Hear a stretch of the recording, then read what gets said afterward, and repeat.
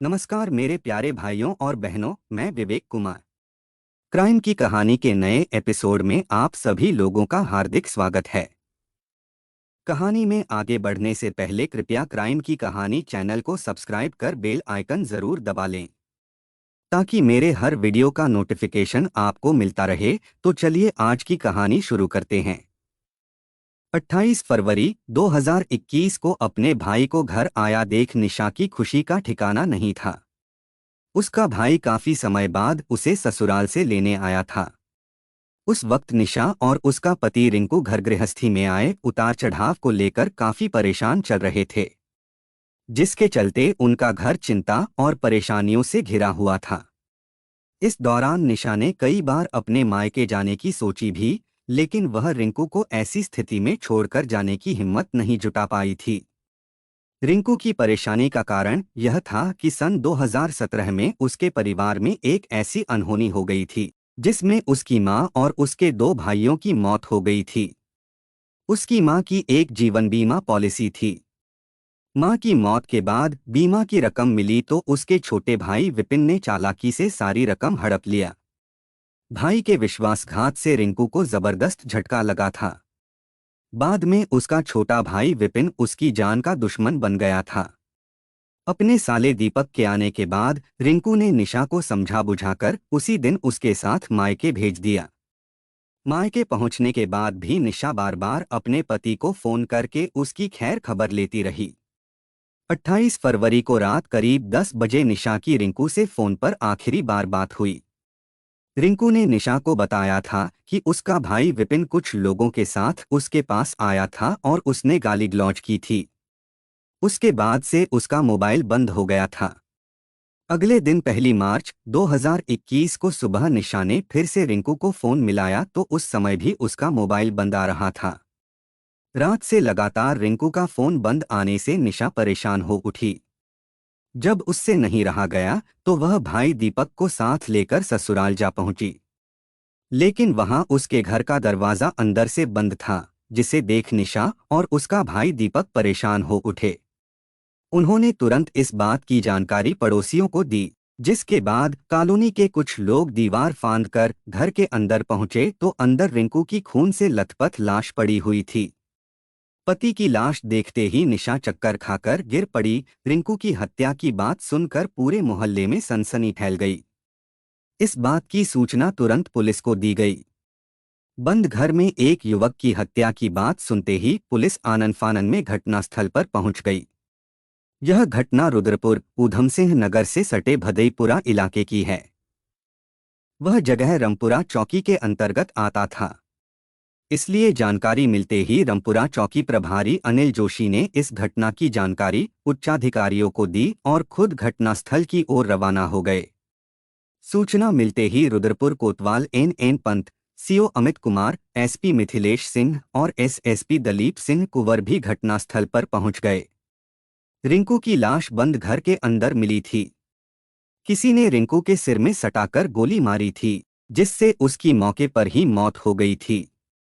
इस हत्या की जांच पड़ताल करते हुए पुलिस ने सबसे पहले मृतक की बीवी निशा से पूछताछ शुरू किया। निशा ने बताया कि वह एक दिन पहले ही अपने भाई के साथ मायके चली गई थी, जहां पर उसे पति द्वारा ही पता चला था कि उसके भाई विपिन ने उसके साथ गाली गलौज की थी। उसके बयान के आधार पर पुलिस ने मृतक के भाई विपिन और उसके एक सहयोगी को पूछताछ के लिए हिरासत में ले लिया। एसएसपी ने केस की तह तक जाने के लिए एसओजी समेत 3 टीमों को लगाया। लाश को देखकर लग रहा था कि रिंकू की हत्या कई घंटे पहले की गई थी। पुलिस ने पड़ोसियों से बात की तो उन्होंने बताया कि उन्होंने गोली की कोई आवाज नहीं सुनी थी। हालांकि मृतक की बीवी ने अपने ही देवर पर रिंकू की हत्या का आरोप लगाया था, लेकिन पुलिस के लिए इस तरह के सबूत तब तक मायने नहीं रखते जब तक पुलिस हत्या से संबंधित कोई तथ्य न जुटा ले। पुलिस ने अपनी कार्रवाई को आगे बढ़ाते हुए रिंकू की लाश पोस्टमार्टम हेतु जिला अस्पताल भिजवा दिया, लेकिन पोस्टमार्टम होने से पहले ही मृतक के ससुराल वालों ने पोस्टमार्टम का विरोध करते हुए हंगामा करना शुरू कर दिया। उनका कहना था कि पहले इस हत्या केस का खुलासा करो, बाद में पोस्टमार्टम कराना। पुलिस के काफी समझाने के बाद भी वे लोग मानने को तैयार नहीं हुए थे। रिंकू के ससुराल वाले उसके छोटे भाई समेत अन्य कई रिश्तेदारों पर उसकी मां के एक्सीडेंट क्लेम के रुपए हड़पने के लिए हत्या का आरोप लगा रहे थे। इस मामले में रिंकू ने कोर्ट के माध्यम से 22 फरवरी 2020 को रुद्रपुर कोतवाली में अपने छोटे भाई विपिन के खिलाफ धोखाधड़ी का केस दर्ज कराया था। यह बात पुलिस के संज्ञान में थी। उन्हीं तथ्यों के आधार पर 1 मार्च को निशा यादव की ओर से देवर विपिन यादव, सचिन यादव और दीपक यादव के खिलाफ कोतवाली में रिंकू की हत्या की नामजद रिपोर्ट दर्ज कर ली गई। मुकदमा धारा 302 के तहत दर्ज किया गया। पुलिस ने इस केस की तहकीकात शुरू करते हुए सर्विलांस की मदद से रिंकू के घर के आसपास लगे सीसीटीवी कैमरे खंगालने शुरू कर दिए। उसी दौरान पुलिस ने रिंकू के घर के पास स्थित दुकानदार पुष्पेंद्र से पूछताछ की तो उसने बताया कि 28 फरवरी की शाम रिंकू उसकी दुकान से सिगरेट लेने आया था। उस वक्त उसके साथ 3 अन्य लोग भी थे जिन्हें वह नहीं जानता। इस बात की जानकारी मिलते ही पुलिस ने रिंकू के मोबाइल की कॉल डिटेल्स खंगाली, जिससे पता चला कि उस वक्त उसकी पत्नी ने ही उससे बात की थी। पुलिस ने निशा से पूछताछ की तो निशा ने अपनी सफाई देते हुए अपनी तरफ से अपने 2 गवाह पेश करके साबित करने की कोशिश किया कि उसके भाई और बहन ने विपिन और उसके साथियों को घर से तमंचा लेकर भागते हुए देखा था। पुलिस ने उसके भाई और बहन के बारे में जांच पड़ताल की तो पता चला कि उसके भाई बहन भदईपुरा में रहते ही नहीं तो उन्होंने उनको भागते हुए कैसे देख लिया। निशा का बिछाया यही जाल उसके लिए जी का जंजाल बन गया। पुलिस को संदेह हो गया कि जरूर रिंकू की हत्या करने में निशा की ही भूमिका रही होगी। हालांकि पुलिस ने इस केस को पारिवारिक विवाद से जोड़कर 2 संदिग्धों को हिरासत में लेकर पूछताछ भी शुरू कर दी थी, लेकिन जब पुलिस को निशा ही संदिग्ध लगी तो पुलिस ने उसे भी पूछताछ के लिए हिरासत में ले लिया। निशा को हिरासत में लेकर पुलिस ने उसकी कॉल डिटेल्स निकाली तो उसके नंबर पर सबसे ज्यादा बात भदईपुरा निवासी उसके पड़ोसी अभिषेक यादव से होती पाई गई। 28 फरवरी 2021 को भी निशा और अभिषेक यादव के बीच कई बार बात हुई थी। पुलिस ने निशा से कड़ी पूछताछ की तो वह पुलिस के दाव पेंच में फंसती चली गई। आखिरकार उसने स्वीकार कर लिया कि उसने ही अभिषेक से मिलकर अपने पति की हत्या कराई है। उसने पुलिस को बताया कि अभिषेक यादव और उसके बीच काफी समय से अवैध संबंध थे। इस बात का शक उसके पति रिंकू को हो गया था। उसने एक दिन हम दोनों को रंगे हाथों घर में ही पकड़ लिया था, जिसके बाद उसका पति से मनमुटाव हो गया था। उसी मनमुटाव के चलते उसने अभिषेक से मिलकर उसकी हत्या करा दिया। उसके बाद उसने अपने पारिवारिक संबंधों का नाजायज फायदा उठाते हुए इस केस में अपने ही परिवार वालों को घसीटने की कोशिश किया। निशा तेजतर्रार महिला थी। उसने रिंकू के साथ कोर्ट मैरिज की थी। रिंकू से कोर्ट मैरिज करने के बाद उसने रिंकू को कैसे अपनी अंगुलियों के इशारे पर नचाया, यह रोमांचक कहानी है। रुद्रपुर ऊधम सिंह नगर से लगभग 1 किलोमीटर दूर किच्छा मार्ग पर एक कॉलोनी है भदईपुरा। इसी कॉलोनी में भान सिंह यादव का परिवार रहता था। भान सिंह के 4 बेटे थे। समय के साथ चारों बेटे जवान हुए तो वे भी कामों में अपने पिता का सहयोग करने लगे। चारों बेटों ने मिलजुल कर काम करना शुरू किया तो भान सिंह के परिवार की स्थिति इतनी मजबूत हो गई कि उसी कमाई के सहारे उसने मकान भी बनवा लिया। भान सिंह ने समय से 2 बेटों की शादी कर दी थी। रिंकू तीसरे नंबर का था। रिंकू ने किसी फोटोग्राफर के यहाँ रहकर फोटोग्राफी का काम सीखा और वह शादी विवाह में फोटोशूट का काम करने लगा। उसी दौरान किसी बीमारी के चलते भान सिंह की मृत्यु हो गई। भान सिंह के निधन से घर की जिम्मेदारी चारों बेटों पर आ गई। चारों बेटे पहले की तरह ही एकमत होकर घर की सारी जिम्मेदारी निभाते रहे। रिंकू भी शादी लायक हो गया था। रिंकू फोटोग्राफी का काम करता था, इसलिए उसे अक्सर बाहर रहना पड़ता था। अब से करीब 8 साल पहले रिंकू दिल्ली में किसी शादी में फोटोशूट के लिए गया हुआ था। उसी दौरान उसकी मुलाकात निशा से हुई। निशा देखने भालने में ठीक ठाक थी। शादी में फोटोशूट के दौरान वह रिंकू से इम्प्रेस हुई तो उसने रिंकू का फोन नंबर ले लिया। उस शादी के बाद रिंकू अपने घर आ गया। रिंकू के घर आने के 1-2 दिन बाद ही रिंकू के पास निशा के फोन आने लगे। फोन पर बात होने के दौरान ही निशा ने बताया कि हल्द्वानी और रुद्रपुर में उसकी बहनें रहती हैं। वह उनके घर भी आती जाती है। समय गुजरते निशा और रिंकू के बीच प्रेम अंकुरित हुआ और दोनों ही एक दूसरे के साथ जिंदगी बिताने के सपने देखने लगे। उस दौरान निशा कई बार अपनी बहन के घर आई तो उसने रिंकू को मिलने के लिए अपनी बहन के घर बुलाया। उसी दौरान रिंकू के परिवार वालों को भी पता चल गया था कि वह निशा नाम की किसी लड़की से प्यार करता है। उसके परिवार वालों ने उसे समझाने की कोशिश की कि शादी के मामले इतने आसान नहीं होते हैं। ऐसे मौके इंसान की जिंदगी में बार बार नहीं आते हैं। किसी की लड़की घर में लाने से पहले उसके परिवार के बारे में जानकारी जुटाना बहुत जरूरी होता है। लेकिन रिंकू अपने परिवार वालों की एक भी बात मानने को तैयार नहीं था।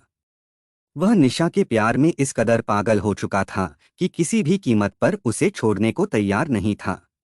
परिवार के इसी विरोध के चलते रिंकू ने परिवार वालों को बिना बताए निशा से कोर्ट मैरिज कर लिया। निशा से शादी करके रिंकू ने शहर में ही उसे किराए का एक कमरा दिला दिया। वह भी उसी के साथ रहने लगा। जब घर वालों को उसकी हकीकत पता चली तो उन्होंने उसकी मजबूरी समझकर निशा को घर लाने को कहा। निशा रिंकू के घर वालों के रहमो करम पर बहू बनकर परिवार के बीच रहने लगी। शादी के कुछ समय बाद तक निशा ठीक ठाक रही, लेकिन कुछ ही दिनों में उसका व्यवहार बदलने लगा। वह रिंकू के घर वालों के साथ गलत व्यवहार करने लगी। उसके घर वाले उसे बोझ लगने लगे, जिसके चलते वह रिंकू पर घर वालों से अलग रहने का दबाव बनाने लगी। यहाँ तक वह परिवार वालों का खाना बनाने के लिए भी तैयार नहीं थी। रिंकू का छोटा भाई विपिन उस वक्त कुंवारा था। घर में आई बहू की हालत देख उसके घर वालों ने अपने छोटे बेटे विपिन की शादी करने का फैसला कर लिया। विपिन की शादी की बात चली तो उसके योग्य एक लड़की मिल गई। विपिन की शादी उत्तर प्रदेश के बिलासपुर कस्बे की एक लड़की से हुई। विपिन की शादी होते ही घर में दूसरी बहू आई तो घर वालों को कुछ राहत मिली। विपिन की शादी होते ही रिंकू अपनी पत्नी निशा को लेकर अलग रहने लगा। खाना पीना घर परिवार से अलग बनने लगा, लेकिन रहन सहन उसी घर में था। भाई तो भाई होते हैं, लेकिन एक ही छत के नीचे 4 बहुओं का रहना किसी मुसीबत से कम नहीं था। यही कारण था कि परिवार में आए दिन किसी ना किसी बात पर मनमुटाव होता रहता था। जिस घर में कलह होने लगे तो वहां शांति के लिए कोई जगह नहीं रह जाती। वही इस परिवार में भी हुआ। सन 2017 में रिंकू की मां द्रौपदी अपने 2 बेटों भारत यादव और सुनील यादव के साथ किसी काम से बरेली गई हुई थी। वहां से घर लौटते समय उनकी बाइक किसी गाड़ी की चपेट में आ गई, जिससे उन तीनों की मौत हो गई। घर में एक साथ 3 मौतें हो जाने के कारण रिंकू को जबरदस्त झटका लगा। उसके बावजूद उसने जैसे तैसे अपने परिवार को संभालने की कोशिश किया। दोनों भाइयों की विधवा बीवी और बच्चों की जिम्मेदारी भी उसी ने संभाली। लेकिन यह सब निशा को पसंद नहीं था। निशा शुरू से ही तेजतर्रार थी। पैसे से उसे कुछ ज्यादा ही प्यार था। उसी दौरान निशा को पता चला कि उसकी सास द्रौपदी का जीवन बीमा था, जिसका क्लेम उनके नॉमिनी को मिलना था। रिंकू के सभी परिवार वाले यह बात जानते थे कि अगर पैसा रिंकू के हाथ में चला गया तो उसकी बीवी सारे पैसे पर अपना कब्जा जमा लेगी। दूसरे रिंकू के घर अभिषेक यादव का बहुत आना जाना था। अभिषेक यादव आवारा युवक था, जिसका घर में आना उसके परिवार वालों को बिल्कुल पसंद नहीं था। अभिषेक का घर आना जाना रिंकू को भी खलता था, लेकिन निशा को बुरा ना लगे इसलिए वह अपनी जुबान बंद रखता था। रिंकू के भाई विपिन और उसके रिश्तेदारों ने पूरी कोशिश किया कि पैसा किसी भी हाल में रिंकू या उसकी बीवी के हाथ में ना जाने पाए। जब यह जानकारी निशा को हुई तो उसने घर में बवाल खड़ा कर दिया। अपने भाई की मजबूरी और अपनी भाभी के चरित्र और व्यवहार को देखते हुए विपिन ने LIC से मिलने वाली मां की पॉलिसी की रकम अपने खाते में ट्रांसफर करा लिया। यह जानकारी निशा को हुई तो घर में तूफान आ गया। निशा ने घर में जमकर हंगामा किया। उसने रिंकू का भी जीना हराम कर दिया। वह बात बात पर उससे लड़ने झगड़ने लगी। इस बीच अभिषेक यादव का भी आना जाना बढ़ गया था, जिससे उसके परिवार वाले बुरी तरह चिढ़ते थे। विपिन के खाते में रुपए जाने के बाद निशा उससे बुरी तरह चिढ़ने लगी थी। उसने पति रिंकू से साफ शब्दों में कह दिया कि इस घर में या तो मैं और मेरा परिवार रहेगा या फिर विपिन रहेगा। रिंकू निशा की जिद से परेशान था। उसने कह दिया कि जैसा तुम चाहोगी वैसा ही होगा। इस तरह निशा ने रिंकू को अपने भाई के सामने खड़ा कराकर दोनों में मनमुटाव करा दिया। साथ ही उसके नाम मां की एलआईसी के रुपए हड़पने का आरोप लगाकर रुद्रपुर कोतवाली में एक एफआईआर भी दर्ज करा दिया। विपिन ने अपने कुछ रिश्तेदारों के सहयोग से पुलिस से मिलकर जैसे तैसे वह मामला निपटाया। इससे विपिन को लगा कि अब उस घर में अपने भाई के साथ रहना उसकी सुरक्षा की दृष्टि से ठीक नहीं है। वह अपना घर छोड़कर अपनी ससुराल बिलासपुर में जाकर रहने लगा। तब से वह वहीं पर रह रहा था। विपिन के घर छोड़ते ही निशा के सारे बंद रास्ते खुल गए। सुबह होते ही रिंकू अपने काम पर निकल जाता। उसके बाद वह अभिषेक को फोन करके अपने घर बुला लेती थी। रिंकू के अभी 2 ही बच्चे थे, जिनमें बड़ी बेटी मानवी 5 वर्ष की थी और उससे छोटा बेटा मानव 3 वर्ष का था। मानवी तो स्कूल जाने लगी थी, लेकिन बेटा अभी छोटा था, जिससे निशा को कोई खास परेशानी नहीं होती थी। वह रिंकू की अनुपस्थिति का लाभ उठाते हुए आए दिन अभिषेक यादव के साथ मस्ती करती थी। अभिषेक का आना जाना बढ़ गया तो मोहल्ले वालों को भी अखरने लगा। चलते चलते यह बात रिंकू के सामने भी जा पहुंची। रिंकू ने निशा को समझाने की कोशिश किया, लेकिन निशा ने उल्टे उसे ही समझाते हुए कहा कि अभिषेक उसका दूर का रिश्तेदार है, वह उसके घर पर आने पर रोक नहीं लगा सकती। निशा के सामने रिंकू की एक ना चली। रिंकू का आए दिन बाहर आना जाना लगा रहता था। उसी दौरान एक दिन रिंकू ने अभिषेक और निशा को अपने घर में ही आपत्तिजनक स्थिति में रंगे हाथों पकड़ लिया। अभिषेक तो छत की सीढ़ियों से पीछे कूदकर भाग गया। उस रात रिंकू और निशा के बीच खूब गाली गलौज हुई। रिंकू ने निशा को बहुत भला बुरा कहा, लेकिन निशा को जैसे सांप सूंघ गया था। उसने रिंकू के सामने माफी मांगते हुए भविष्य में ऐसी गलती ना करने की कसम भी खाई। रिंकू जानता था कि बात ज्यादा बढ़ाने से उसी की बेइज्जती होगी, लिहाजा वह सहन कर गया। निशा जानती थी कि अब रिंकू को अभिषेक के बारे में सब कुछ पता चल चुका है। वह आगे किसी भी कीमत पर अभिषेक को सहन नहीं करेगा। उस दिन से अभिषेक काफी दिनों तक उस गली से नहीं गुजरा, लेकिन वह मोबाइल पर हमेशा निशा के संपर्क में रहता था। जब रिंकू कहीं काम से बाहर जाता तो वह घंटों तक अभिषेक से मोबाइल पर बात करती रहती थी।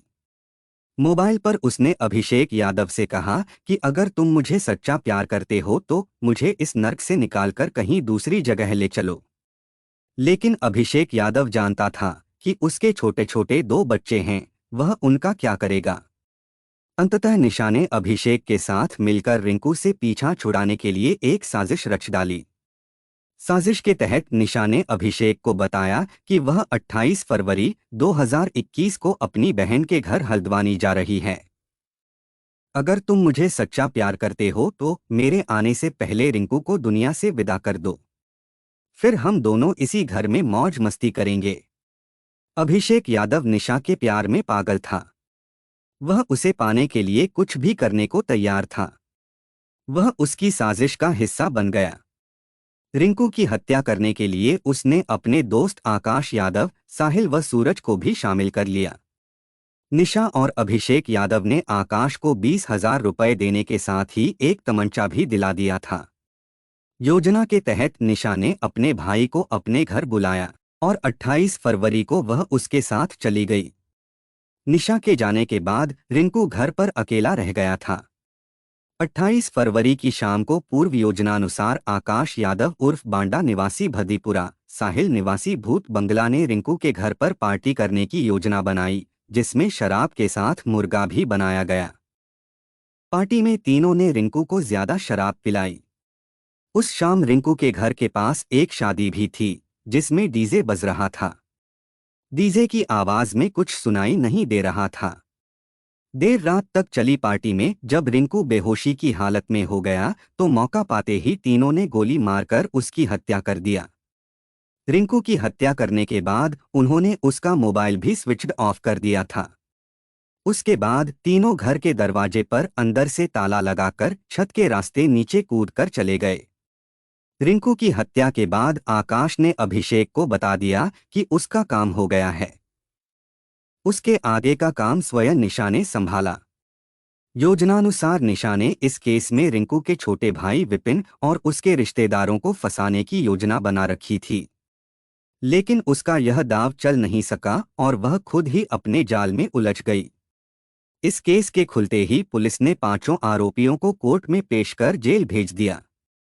इस हत्याकांड का खुलासा करने वाली टीम में शामिल कोतवाल N Pant, SSI Satish Kapri, SI Purni Singh, Rampura चौकी प्रभारी मनोज जोशी, एसओजी प्रभारी उमेश मलिक, कांस्टेबल प्रकाश भगत और राजेंद्र कश्यप को आईजी ने 5,000, एसएसपी ने 2,500 रुपए का इनाम देने की घोषणा किया। आज की कहानी बस यही तक। अब बारी कमेंट पढ़ने की है। मीरा राय मैम ने कमेंट किया है, नाइस स्टोरी सर। मैम आपके सपोर्ट और प्यार के लिए दिल से धन्यवाद। सिमरन कौर मैम ने कमेंट किया है, हेलो एवरीवन, प्लीज सभी विवेक जी को सपोर्ट कीजिए, वो पर डे 2 वीडियोज लेकर आते हैं हम सब के लिए। उनकी मेहनत को देखते हुए सभी वीडियो को लाइक और शेयर कीजिए। मैम आपके सपोर्ट और प्यार के लिए दिल से धन्यवाद। आपका बहुत बहुत धन्यवाद। कल्पना लिंबू जी ने कमेंट किया है, किसको क्या बोलेंगे। मैम आपके सपोर्ट और प्यार के लिए दिल से धन्यवाद। आरोही जी ने कमेंट किया है, कॉन्ग्रेचुलेशंस भैया फॉर 15,000 सब्सक्राइबर। जब 9,000 था तब से जुड़ी हूँ आपसे, भगवान करे 50,000 जल्दी से हो, फिर आगे का टारगेट करेंगे। बहन आपके सपोर्ट और प्यार के लिए दिल से धन्यवाद। आप लोगों का इतना प्यार और सपोर्ट मिल रहा है तो बहुत आगे तक जाएंगे। इंदु शर्मा जी ने कमेंट किया है, मैं इंदु शर्मा, मुझे आपकी कहानी बहुत अच्छी लगती है, दिल चाहता सुनते रहो, आपकी कहानी सुनकर बहुत अच्छा लगता है। मैम आपके सपोर्ट और प्यार के लिए दिल से धन्यवाद। रूपा बिसोई जी ने कमेंट किया है, हेलो सर, आपकी वीडियो की वेट कर रही थी, नाइस स्टोरी। आपकी वॉइस बहुत अच्छी है। मैम आपके सपोर्ट और प्यार के लिए दिल से धन्यवाद। महेश रस्तोगी जी ने कमेंट किया है, नाइस क्राइम स्टोरी विवेक जी। आपकी सभी कहानियां बहुत सुंदर और सच्ची घटनाओं पर आधारित होती है। आपकी कहानी सुनाने का अंदाज भी बहुत अच्छा लगता है। महेश रस्तोगी, छपरा, बिहार। सर आपके सपोर्ट और प्यार के लिए दिल से धन्यवाद। कंचन पटेल जी ने कमेंट किया है, वेरी सैड स्टोरी। मैम आपके सपोर्ट और प्यार के लिए दिल से धन्यवाद। रोशन दलवई सर ने कमेंट किया है, congratulations for great achievement Vivek, keep it up, good work. Sir आपके सपोर्ट और प्यार के लिए दिल से धन्यवाद। फरहत खानम जी ने कमेंट किया है, आपने इस एपिसोड में मेरा नाम लिया, बहुत खुशी हुई, थैंक्स अ लॉट विवेक जी। फरहत जी आपके सपोर्ट और प्यार के लिए दिल से धन्यवाद। मोहम्मद मुन्ना जी ने कमेंट किया है, सर आपकी वीडियो से मुझे बहुत सीख मिलती है, मैं ऐसा लाइफ में कुछ नहीं करना चाहता जिससे मेरे ऊपर फर्क पड़े। सर आपके सपोर्ट और प्यार के लिए दिल से धन्यवाद। शोएब मिर्जा जी ने कमेंट किया है, I am your subscriber and I do listen your every day but your do not tell my name. Mirza ji आपके सपोर्ट और प्यार के लिए दिल से धन्यवाद। संजना मुखर्जी मैम ने कमेंट किया है, never trust people from the social media. Ma'am आपके सपोर्ट और प्यार के लिए दिल से धन्यवाद। रोशनी मेहरा मैम ने कमेंट किया है, मैम आपके सपोर्ट और प्यार के लिए दिल से धन्यवाद। डेविड कोलनी जी ने कमेंट किया है, we have to be careful to whom we are talking and making friends with on social media. Sir आपके सपोर्ट और प्यार के लिए दिल से धन्यवाद। सर बहुत दिनों के बाद आपका कमेंट आया, मुझे खुशी हुई कमेंट पढ़कर। ज्योत्सना जी ने कमेंट किया है, sir my name is Jyotsna, आपका चैनल बेस्ट चैनल है। आप बहुत ही अच्छे तरीके से नैरेट करते हैं, साथ ही साथ आप स्टोरी से रिलेटेड पिक्स भी डालते हैं। आपका चैनल मेरा फेवरेट चैनल है। I am your new subscriber but मैंने आपके सारे स्टोरी को सुन चुकी हूँ। Really you work hard. Ma'am आपके सपोर्ट और प्यार के लिए दिल से धन्यवाद। सनी भंडारी जी ने कमेंट किया है, क्रिमिनल कितना भी शातिर हो पकड़ा जाता है। सर आपके सपोर्ट और प्यार के लिए दिल से धन्यवाद। विक्की कालिया जी ने कमेंट किया है, वेरी गुड स्टोरी सर जी आपकी। सर आपके सपोर्ट और प्यार के लिए दिल से धन्यवाद। आलोक सर ने कमेंट किया है, इश्क में ऐसी घटनाएं होना आम बात है। सर आपके सपोर्ट और प्यार के लिए दिल से धन्यवाद। मेरे कुछ भाई और बहन ऐसे भी हैं जो डेली के लिसनर है, हर वीडियो को देखते हैं और कमेंट करते हैं, जैसे राहुल जयकर जी, लक्ष्मी रावत जी, शाजिया मुस्तफ़ा जी, रकीब सर, रवि जी, सिमरन सावी मैम, ओलिवर मचाडो जी, जफर खान जी और सभी भाई बहनों को शुक्रिया जो मेरे वीडियो को लाइक शेयर और कमेंट करते हैं। आप लोग ऐसे ही अपना प्यार बनाए रखिए। मैं आप लोगों के लिए रोज नए वीडियो लाता रहूंगा। कहानी को लास्ट तक सुनने के लिए आपका धन्यवाद। इस कहानी के बारे में अपनी राय कमेंट करके ज़रूर बताइएगा और ऐसी ही अपराध की सच्ची कहानियों के लिए हमारे चैनल क्राइम की कहानी को सब्सक्राइब कर लीजिए। कहानी को लाइक और शेयर ज़रूर करें। धन्यवाद।